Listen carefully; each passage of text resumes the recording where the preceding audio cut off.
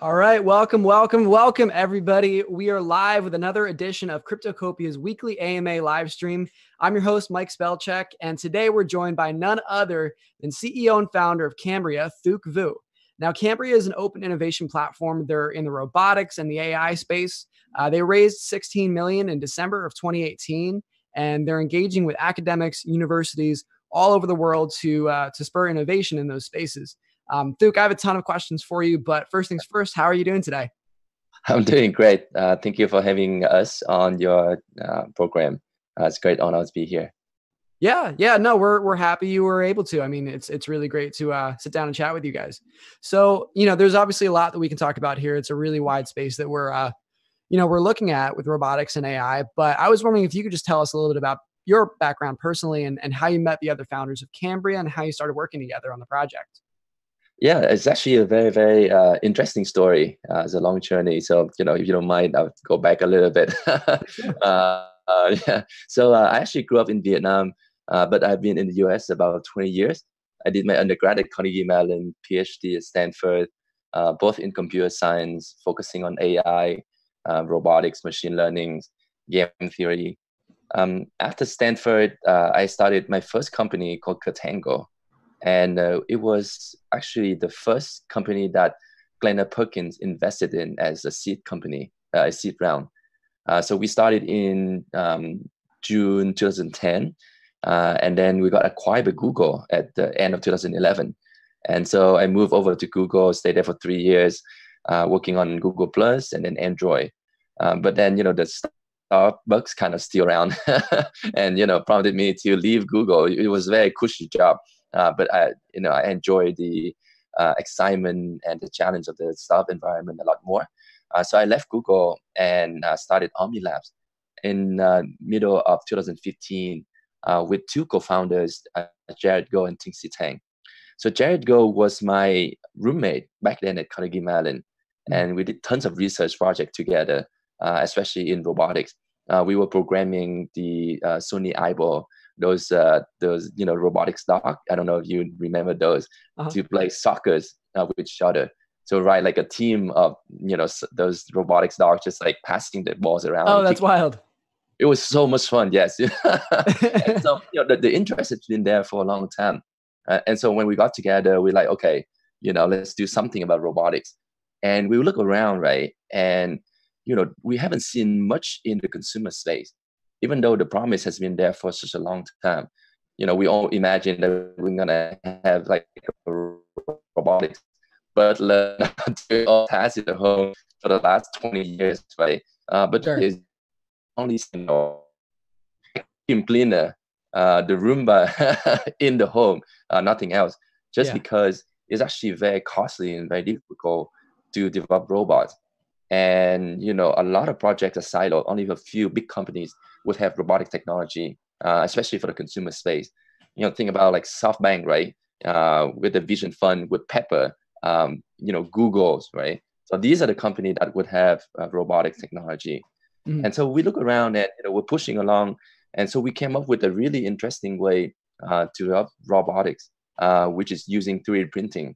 Like a really fast iteration prototyping method, to allow us to come up with new technology in like a very short time with a low cost.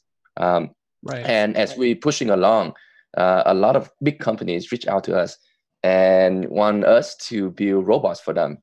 For example, Toto, right? Toto is the company that provide all the supplies in the bathroom or toilet, right? They want to build a robot that can clean the toilet. Or Topan. Topan is the largest printing company in Japan. They want to build an AR VR robot to allow people to attend the Olympics 2020 in Japan. Okay. So, but they are not able to build these robots themselves. So they reach out to us and ask us to do this. And of course, we would love to do that. But instead of just us building this, we would love to, open it up to a community. Right?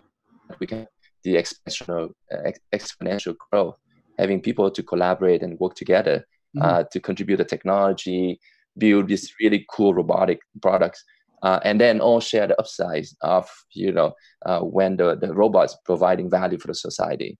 So that's when Cambria idea, came about. And so we started Cambria in 2017, and start building the concept, putting together the idea and stuff like that, and really launch it in 2018. So it's been a very, very exciting journey. Yeah. Oh, I can imagine. Hey, I just want to make sure. I think your connection might be a little glitchy right now. I just want to double check that it's not frozen. But anyway, I'll roll through into the next question, and then oh yeah, it looks like it's I think it's all fixed. Great. So I had a feeling that Omni and Cambria had a really strong connection with each other. I actually read through and saw that Omni actually opened up their patent, or at least gave a lot of the documentation for their telepresence robot to Cambria, which is really fascinating. I want to get into that a little bit later. My next question was, why did you choose robotics? But I mean, obviously makes a lot of sense. You kind of answered that. What do you plan to move into? Which vertical would you move into after robotics, after you finding success there and kind of building out that space? Mm-hmm. Yeah, so just kind of want to reiterate, right? So we chose robotics because there's a uniqueness of this vertical or this industry. Mm-hmm. The projects are very silo. If you think about it, there's not much sharing in the space. Yeah, because the cost to develop is so high and people try to guard them, right? They come up with something cool and they try to make money out of it. They don't want to share that to the community. Sure. If you think about software, right, Linux is one of the most mind-blowing, successful story of the open source community. It's really changing the OS industry forever, right? And so, we want to duplicate that for this vertical, the robotics vertical, by incentivize developers to be able to contribute and work together, collaborate, and share the upside. So after the robotics vertical, we have a couple of different verticals in mind. One is the UAM. It's called urban aerial mobility. It's another word for self-flying cars. So this is super exciting. So NTU is putting together a project to open source UAM. And, we are in discussion with them to see whether we can be the platform so that support all these work collaboration that they put together. So that's another example. One more area that I'm actually quite excited about is data analytics for banking. So especially for Vietnam. Mm-hmm. Vietnam is has a thriving economy, right? Has a big growth in the past decade. But the banking, the ecosystem is still lagging behind. So all the big banks really want to apply a lot of different data science technology to their sectors. And so they're looking around, and we're putting together this vertical for them, starting with the hackathons, getting the companies to participate, putting out different kind of like challenges for the community to work on. And then continue to build it out into like innovation hub to build this technology so that we can, solve real world needs for these big corporations, getting real revenue, making real impact. So that's what we are aiming for. Okay. Very, very exciting stuff. Well, listen, I wanted to just ask a little bit about Cambria's current roadmap. Like, what are you guys working on? How far along are you right now? And where do you plan to be in the next year? You mean this year? Yes, just starting out. Yeah. So we launched our MVP at towards the end of 2018 in October, and so the first vertical we're focusing on is going to be robotics, and the second one is going to be data analytics. And so for 2019, we're going to start implementing, developing different technology components for these verticals. So starting out with robotics, we have a really exciting project, which is robotics arm. That's we're going to start out with as the hackathons, and then start adding flash, in a sense, technology to it. algorithm, so to manipulate objects in the real world. So that robot can actually start doing tasks in the home. So that's something that we were quite excited about. So one thing unique about these ARM project is that if you think about robotics arm, right? Usually people will think about $10,000, $100,000 arm. That's very heavy, dangerous, and around human. But we want to focus on something, lightweight, low cost. It's going to cost about $500 to $1,000, but with enough precision so that you can start doing interesting stuff in the environment. Picking a can of soda or a glass. So those are the things that we're aiming for. Okay, so it wouldn't necessarily be used for surgery in a hospital, and that would justify sort of the really, really high cost of the $100,000 price tag or something. It's more consumer focused. Yes, yeah, you're absolutely spot on.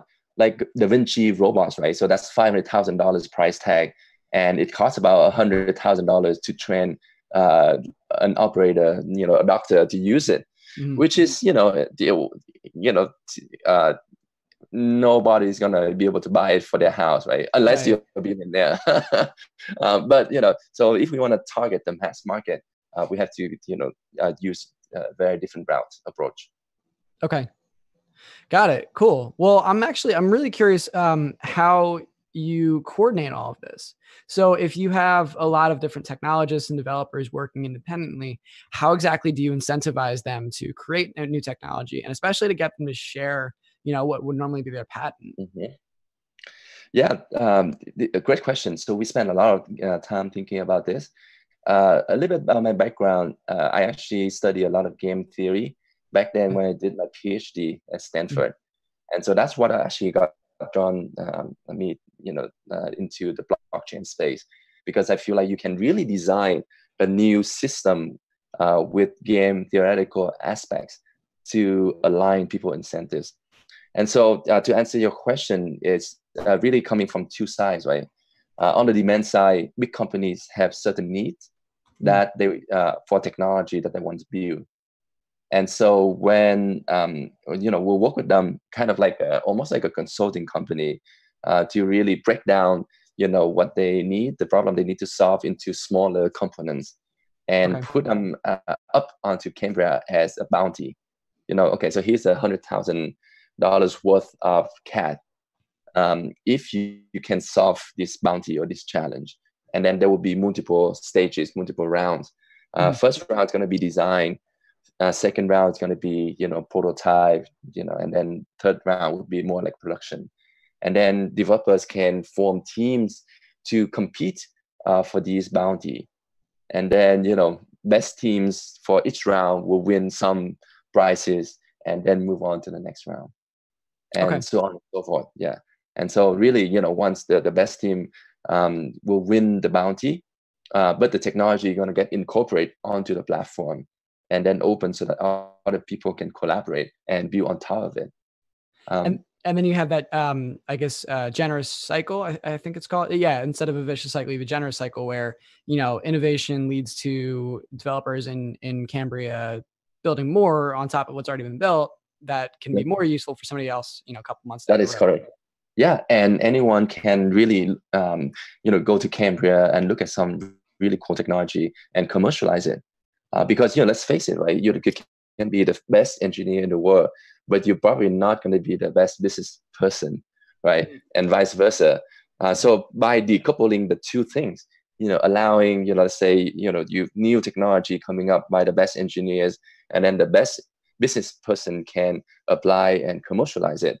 And then, we'll tie them back and then share the revenue or profit between both of them. Is going to make a lot of sense, right? Kind of the approach that we want to take. So now, can any team post a bounty? Does it have to go through an official Kambria channel, or can a bounty be posted by anybody? So ideally, once the platform is mature enough, anyone can post a bounty. But of course, in the beginning, right, we want to really carefully curate these bounties, right? Criteria, right? How much you're going to win, what is the conditions on those stuff, verify the solutions. So that's why, we had to do a lot of hand holding in the beginning. Makes sense. Makes sense. All right, listen, guys, we are going to switch to questions and open the floor up in about 10 to 15 minutes. So make sure that you are hitting up the team and posting in the AMA thread so that you can, see what Duke is up to and ask him your questions. Let's see what else we've got. So, all right, just generally speaking, since you guys have been working together, what's the innovation that you're most excited that the community's been able to produce? Understanding this is all base level, like infrastructure you're building out for right now. So I think, I think the ARM is probably one of the innovation that we really excited about. A couple of different things in the ARMs that quite very specific. So I'm going to go a little bit more into the technical here. So for example, the motors, right? So how do you have, low cost motor with enough precision within millimeters, so that, or 0.1 millimeter, so that you can point the arm and then pick up objects. We outsourced it to the community, and we got some really exciting, interesting idea of harmonic drive that using 3D printing technology. So you can 3D print the drive. Harmonic drive is very expensive. It's just like a couple $100s for even like a small motors. And you cannot buy bulk. If you buy more than 50 drives, you probably have to wait a year. That's how much the small market monopoly. It's a monopoly of the company that making it. They have the patent over the harmonic drive, right? And they just that's like printing money. But we will some people in the community come up with a really exciting design using 3D printing. And so now we are pushing for it and see whether we can really use this to bring down the cost of the arms and make it a lot more accessible to developers. Very cool. Now I'm curious how you feel about the huge push toward voice activated consumer electronics. Alexa, Siri. Is that a focus for you guys at all? Yeah, absolutely. I think voice is the most natural interface for user, right, to interact with our robots. And so we already have voice capabilities with our telepresent robot. And we're just adding more sort of like understanding of different comments and requests from user. Mm-hmm. I actually saw on your website there's a story of your robot saving a life. Yeah, it's one of those things that kind of make us feel warm and fuzzy inside and and give us the motivation to continue on. So one of our user, he was traveling on a business trip, and he's trying to reach his mother. He couldn't call. He tried to call her, but she didn't pick up. And luckily, he had the robot in the house, in the home. So he died into the robot, drove around, and found her, in pain, was in an accident. She couldn't get up. So he dialed 911, got the emergency team over, and then kind of like, stayed there with her, walked her through the whole ordeal, right? Calmed her down and things like that. Oh, and she, didn't speak any English because she was one of the immigrants. So, it just, it could have been a lot worse without a robot. So, we're very glad that the robot, could provide, could help out in that situation. Sure. In that situation. Yeah, I mean, it sounds very sci-fi, some of what you guys are doing, because this is something that science fiction writers have been talking about and writing about for, more than decades, but that's evidence of what, it's literally changing lives. Let me see what else. And so one quick thing. So this is why we named the project Kambria after the Cambrian explosion, because Cambrian explosion is when biodiversity happened on Earth, right? And so for us, Kambria, we want to do the same thing for AI robotics, bringing out many different robots in different sizes, shapes, forms, different applications to provide values to society. Sure. That's it's fitting. Very fitting.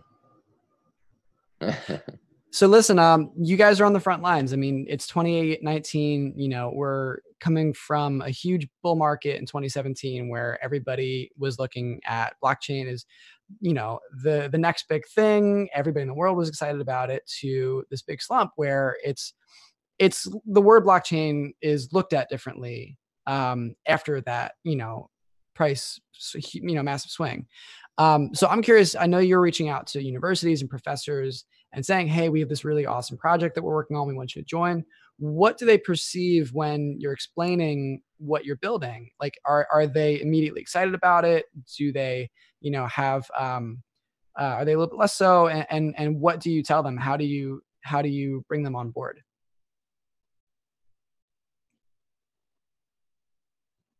Hey, Thuke, I think we might have an issue with the connection, actually. Oh, it looks like we're okay, actually. Can you hear me okay? Yes. Yeah. Yeah. Sorry, I'm staying at the kind of older place. So Okay. Connection is spotty. I can hear you now. It happens. Can you hear me well? Yeah, I can hear you. Yeah. So, to be honest with you, yeah, so people were a lot more excited when we approached them, middle of last year. Now it's a little bit harder. People has more skepticism about cryptocurrency. But I think blockchain as technology is solid. People still believe that it's solid, right?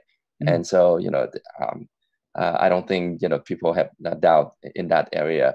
But one thing that's quite exciting about our project is we're actually preaching the blockchain world and the real world. We come from real demands of big corporation, right? And we frame the problem from the corporation side, structure them on the platform, and bring it to universities. And so it's quite seamless in the with the researcher and the teams at the university. They are provided with a concrete problem. They are provided with incentives to solve this problem. And so it's not so much of like a blockchain or like cryptocurrency concern anymore. So we that's how we can get over this obstacle. The temporary hump, because I'm sure there's going to be a pretty sizable bull market pretty soon, as I'm guessing a lot of the people in Cryptocopia think as well. We actually we'll debate that back and forth pretty often, but we're actually, speaking of Cryptocopia, going to open it up pretty soon. I just want to ask you about one more topic. So y'all announced a $50,000 global hackathon pretty recently to build out an AI personal assistant. Yeah, that's correct. So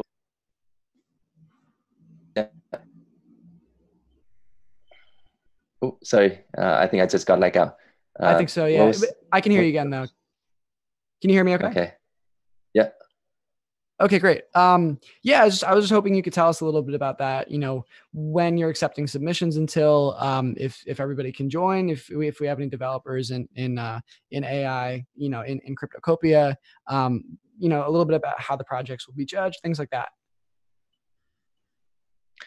Yeah, so we're starting out on this. So the details are still forming up, but we met with several big corporations in Vietnam, including some of the biggest banks and biggest conglomerates in Vietnam, and they are very excited about building some assistant for their business use cases, whether it's banking service, a chatbot that will walk you through different steps to open a new account, or receptionist that will meet and greet the people who come into the bank, and try to, or like an office, right? And then try to walk you to the office of people you want to meet, something like that.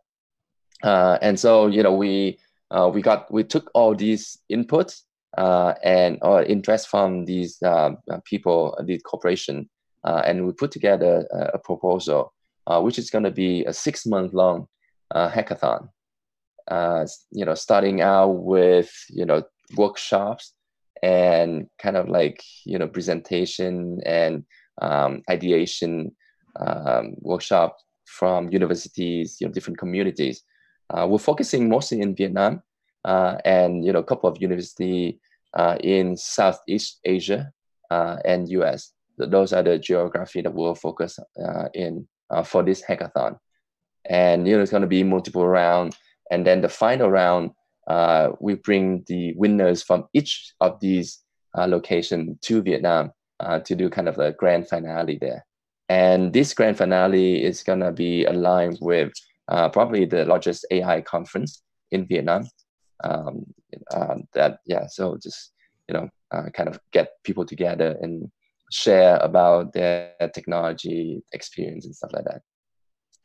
Very exciting.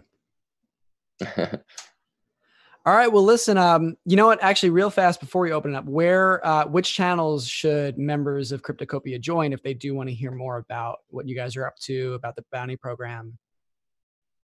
Yeah. So we have a Telegram group, which is on. You can search for Kambria Official.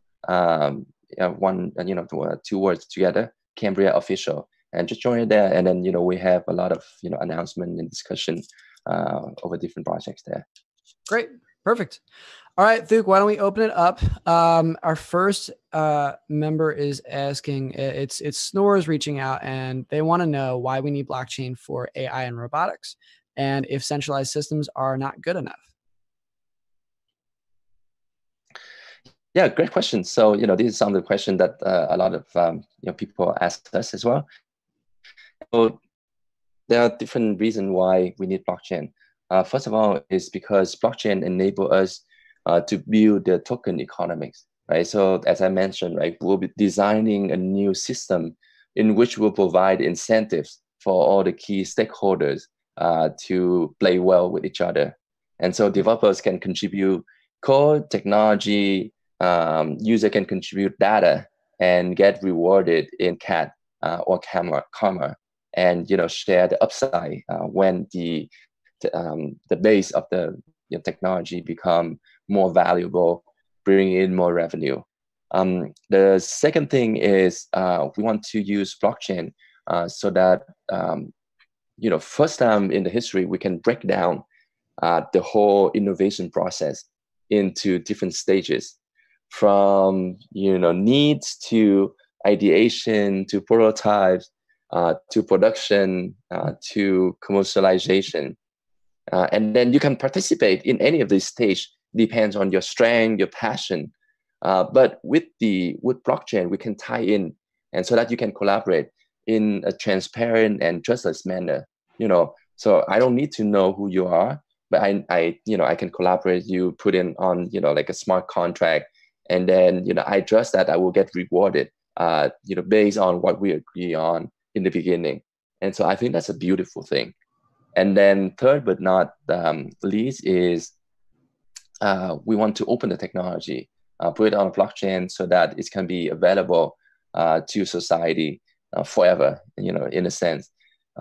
We believe that AI and robotics technology is way too important to belong to just a few big companies, right? Because those big companies are going to abuse that power, very easily. So we want to make sure that it's open so that people can share and develop on top of each other technology, and it belongs to the community, not just one individual or one big company. Okay. Yeah, because I guess those centralized examples that Snores was referencing, they really would be the individual companies who have a monopoly and charge $100,000, $200,000 price tag for not even a full robot, but the components that you need for the motor. That's right. Or if they don't charge you, right, they abuse it in different way. For example, the privacy issue with Facebook. The fiasco that happened very recently. Right? They selling your data without you knowing about it, without you being able to do anything about it. Right. And it just happened. Yeah. It's a little bit too easy to find examples of abusing data and technology right now. Why don't we move on? Let's hear from Daddy. Daddy is asking, I think it'd be useful to explain the relationship between Kambria and OhmniLabs. Also, if you could talk about some of the partners and the advisors behind both entities. Yeah, you can think of Cambria as Linux Foundation, open source, community based to develop new technology. And then OhmniLabs is sort of like Ubuntu, the other arm, right? And OhmniLabs will provide a couple of different things: prototyping and manufacturing service beginning to really jumpstart the support for developers to create new technology. That's actually one of the biggest challenges for robotics is how do you prototype all these design or ideas you have, right, in such a way that is very low cost, very quick, so that you can test them. Otherwise, it just costs way too much. And then second thing is OhmniLab can actually commercialize new technology coming out of Cambria because we're already selling robots into like a big user base. And so we can commercialize the new technology and then contribute back the revenue to Cambria so that we can share with the developers and stuff. So that's the synergy between the two sides. Okay. We have really fantastic advisory board and partners. So on the advisory side, we have Manuel Veloso. She is probably one of the best robotics professor in the world. She's the head of machine learning at Carnegie Mellon, and she was the chairman of AAAI, American AI Association, for several years. And now she's heading the AI arm of JP Morgan. Fantastic professor and a scientist. And so she's really passionate about how to push robotics into the next level. And we're working closely with her. Another figure that I'm actually very excited. I just met up with him today in Tokyo. Is Dr. James Kuffner. He is the CEO of Toyota Research Institute. Also, he was also our advisor back then at Carnegie Mellon. James is super passionate about how to do kind of the next wave of robotics that can, instead of doing one robot and let them tackle a task, for 100, or 1,000,000 times, why can't we build or simulate 100 robots and allow them to simulate 1,000,000 times?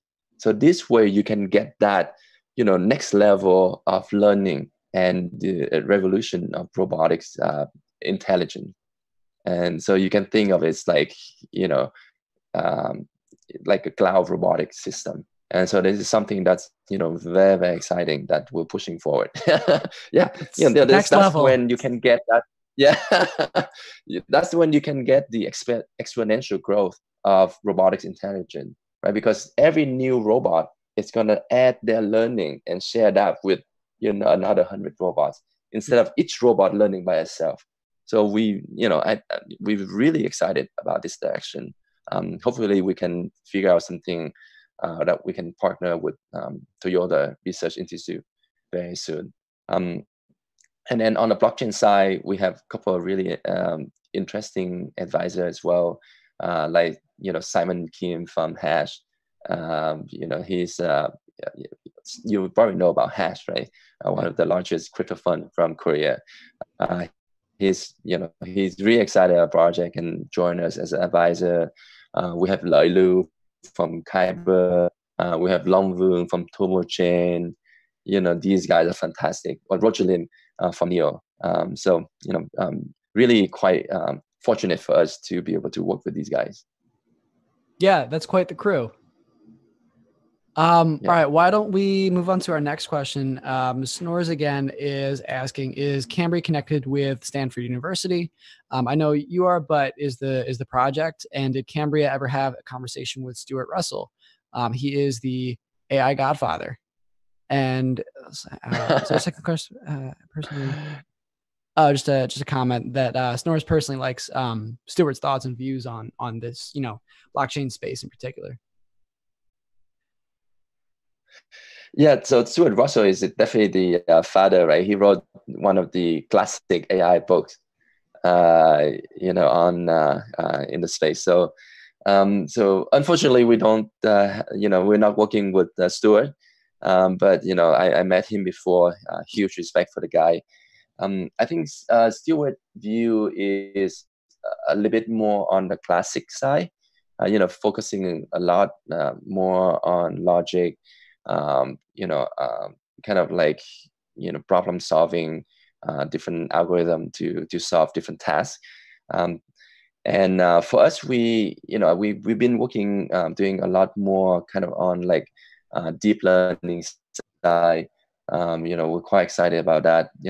Allow us to learn different model very quickly without handcrafting the model. Mm. In terms of like partnership with Stanford, we are working with the Cryptocopia, and then the DTI, I think this distributed infrastructure lab or something like that. I forgot the what is the name, but yeah. So we're working them to bring in students for these hackathons, right? Provide us with the talent pools. Sure. That turns into a resource for you. That outreach that you have at the school. All right. Next up, Trapture9. Great name. Great names today, guys. Trapture9's asking what blockchain you're using and what algorithm Kambria will use in the future. Yeah. So for us, we're leveraging existing infrastructure and technology. So we're using Ethereum. It's quite standard. A lot of support for it. In the future, we're thinking of maybe we'll have our own public chain. Using DPoS probably. I think that's probably going to be the way to go. But we haven't decided on that yet. Okay. And just out of curiosity, why are you leaning more toward DPoS than maybe some other algorithm? I feel like, so one of the things about robotics and AI is that not everyone know the technicality, right? Not everyone have enough expertise to really dive into the code or technology to decide, okay, these are the direction to go, or we need to use deep learning, we need to use SLAM algorithm for navigation, right? Mm-hmm. And so it's very natural to have these kind of third-party experts that voted by the community, kind of like to represent them in deciding how we what's the direction of the technology, what are the kind of like the next step that we want to develop to Kambria. And so I think it lends itself very naturally to this. Okay. All right, great. Looks like we have two more, but everybody in Cryptocopia keep asking us, in the AMA thread, if you have any questions, just post up what you want to hear and we will ask through for you. But Bitcoin Maximalist right now is wondering how your micro licensing system works. Yeah, so that's another thing that we spend a lot of time talking to corporations and university. So one of the biggest pain points for corporation when they want to license the technology from, say, university, is they have to go talk to the tech transfer office, which has nothing to do with the computer science department. They have very different kind of like incentive and reward system. Mm-hmm. And so it takes them a long time if they want to license any good tech out of university, right? Which is a pain in the ass. And there are tons of really exciting technology that exists in university, research lab or professor work, and then just kind of like get put in the closet and carrying dust. And so we want to open it up and have sort of like a blanket licensing agreement, so that when, let's say, you want to go into Kambria and you find something very exciting, that let's say the ARM, right? The ARM is putting together by three different technology from three university. So you don't have to go and deal with every single university, but you can say, hey, look, okay, so I really want to license the ARM. And so here's, the licensing agreement, whether it's going to be, revenue sharing, upfront licensing fee, whatever it is, right? It's going to be agreed upfront. And you just license it and, make it super easy for anyone to commercialize this technology. Okay. All right, great. Well, listen, that actually covers all of our crowdsourced questions. I just have one more for you, Thuk.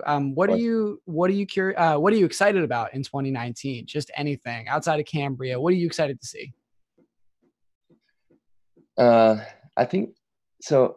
My feeling is that technology has been progressing at faster and faster speed. And so 2019, I think there are a lot of big technology breakthroughs are going to come out. Deep learning made a lot of good progress in the past few years, but we haven't seen kind of like a groundbreaking application in the real world yet. You see AlphaGo, right? You see cat image labeling. They're doing a fantastic job. But self-driving car is probably going to be one of the first application that you will see everywhere in the real world with deep learning. Nanotech, I think that's another area that has a lot of progress as well. How we can apply nanotech into medical area, I think is a fascinating area. And hopefully we can do some of that on Kambria, another vertical, right? Why not for medical technology? Why not? Yeah. Yeah, exactly. So, and then the third one is space technology. So I think SpaceX has done fantastic job, with all these space exploration and stuff. But I think Elon Musk is going to do something even more exciting with bringing people to Mars, right? And so, I'm very excited to see what he can come out with in 2019. Okay, great. Well, listen, that about does it for us. Everybody in Cryptocopia, make sure you follow the Kambria team, in Telegram. I'm sure you guys are on Twitter. You can check out their website. Make sure you're following us as well, because we do these weekly AMA series every week. Right now, we have everybody booked up for February. We haven't, I don't think, announced next week yet, but stay tuned because it's coming. Thuk, thank you again. Thank you for doing this. Thank you so much for having us on the program. Quite a pleasure and honor to be here. And, say hi to everyone listening to the Cryptocopia. All right, great. I mean, the pleasure was all ours. So Thuk, let's sign off. Thank you again for doing this, and we will see you another time. Yeah. Have a great 2019. See you too. All right. Bye.